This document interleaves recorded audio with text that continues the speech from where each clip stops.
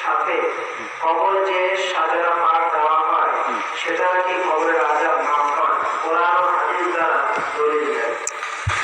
যারা ইনাদের মুরিদ সাজরা পাক মানে জানেন? জানা আছে না? ওটা কি জিনিস জানেন? আমি মানে বলতে বলছি না, মানে জিনিসটা কি জানেন? ওটা কি? হ্যাঁ, রাসূল পাক সাল্লাল্লাহু আলাইহি ওয়াসাল্লাম থেকে বর্তমান সাজ্জাদা নসীন হুজুর পাক পর্যন্ত পুরা খানদানের লিস্ট, পুরা নাম, পুরা বংশ ফেহরিস্ট, পরিচয়, মানে রাসূল পাক, তারপরে মাওলা আলী ও ফাতেমা, আলী ও ফাতেমার শাহজাদা ইমাম হাসান, ইমাম এবং ইমাম হুসাইন। এবারে ইমাম হাসান থেকে ইনাদের ছেলের বংশ, এবার ইমাম হাসানের ছেলে, তার ছেলে নাম, তার ছেলের নাম, তার ছেলের নাম, মানে কিভাবে এই বংশটা এসছে। তার ছেলের নাম করে রাসূল পাকের 13তম হলেন বড় পীর সাহেব গওস পাক। তারপর তার ছেলে সাইয়েদনা আব্দুর রাজ্জাক আলাইহিস সালাম, তার নাম, তার ছেলের নাম, তার ছেলের নাম, এই করতে করতে ছেলে ছেলে করে বড় হুজুর পাক। এইভাবে রাসূল পাক থেকে বড় হুজুর পাক পর্যন্ত প্রত্যেক বাপের নাম, তার বাবা, তার আব্বা, তার আব্বা, ওদিক থেকে হলে তার ছেলে, তার ছেলে, পুরো ফাট। আপনি প্রশ্ন করেছেন যে এই সাজরা পাক বুকে দিলে নাকি কি বলেছেন যে সাজরা পাক বুকে দিলে কবরে আযাব শুধু মাপ নয়, কবরে এই খানদানের যারা মুরিদ, এই আহলে বাইত পাকের দরবারের যারা মুরিদ, ইনাদের ভক্ত, সত্যিকারের ইনাদের ভক্তি নিয়ে যদি মারা যায়, আবার নাম মানে একটা কেস নামকা বাস্তে মুরিদ, মানে মুরিদ হয়েছে আর ওনাদের দুশ্মনী করতেছে, এরকম আছে, সেটা নয়।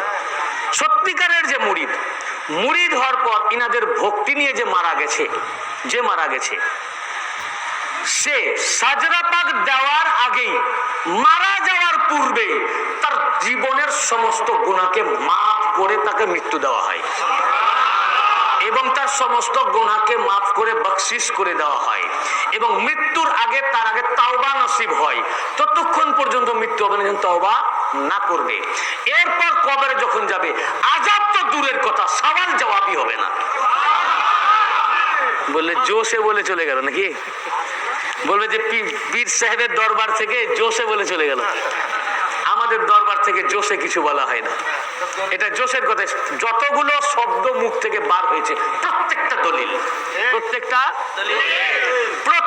দলিল। প্রথমে বলেছি তাওবা।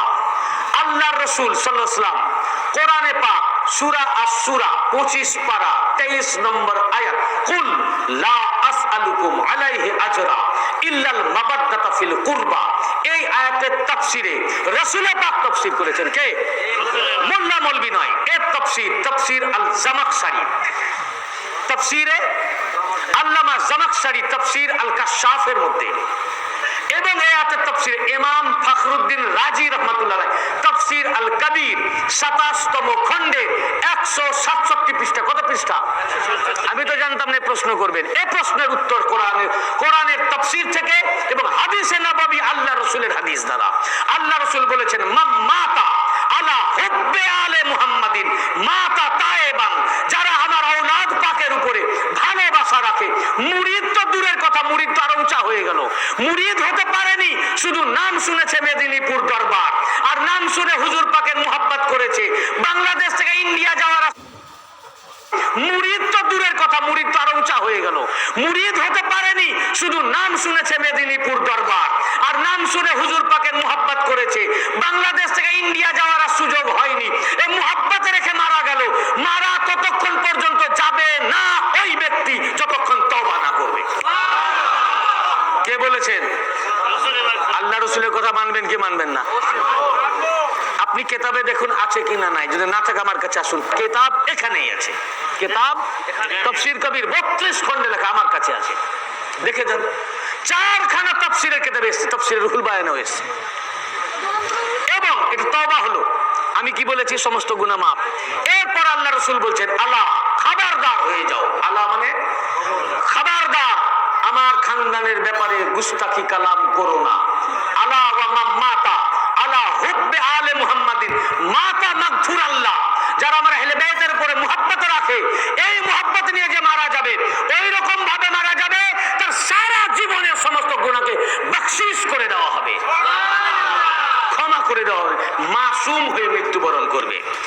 শুধু তাই নয়, যখন মারা গেল,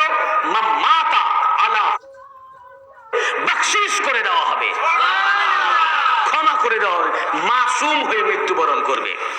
শুধু তাই নয়, যখন মারা গেল, মাতা আলা হুব্বে আলে মুহাম্মাদিন মাতা শাহীদা, সে শহীদ হয়নি, শুধু ভালোবাসা নিয়ে মারা গেল, তো মৃত্যুর পর তাকে শাহাদাতের দরজা দেওয়া হবে। শহীদ হয়ে মৃত্যুবরণ করলো। শুধু তাই নয়, আলা ওয়া মান মাতা আলা হুব্বে আলে মুহাম্মাদিন মাতা মুমিনান মুস্তাকমিলাল ঈমান, যারা আহলে বাইতের উপরে মুহাব্বত রেখে মারা যাবে, ও মুকাম্মাল ঈমানের সহিত মৃত্যুবরণ করবে।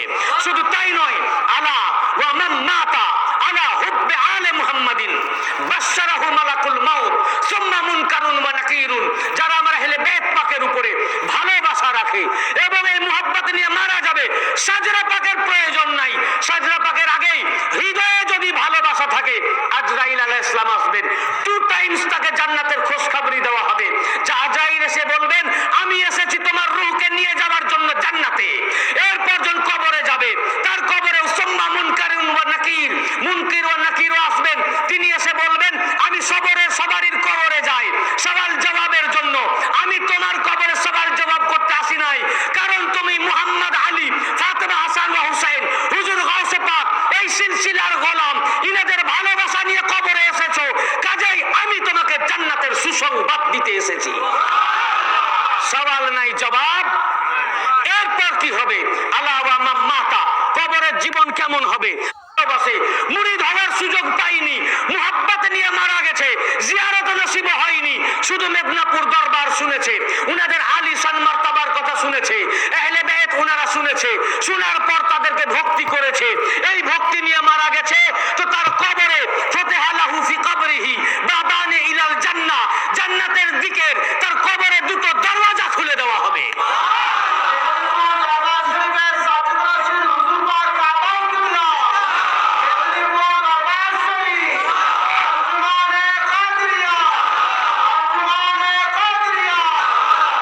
সাজরা পাক মুরিদ ছাড়া দেওয়া হয় না, মুরিদ ছাড়া ভক্ত হলেও দেওয়া, কারণ মাপ তো ওনারাই করবেন, সাজরা পাক দিলেও করবেন, না দিলেও করবেন, বুঝেছেন না?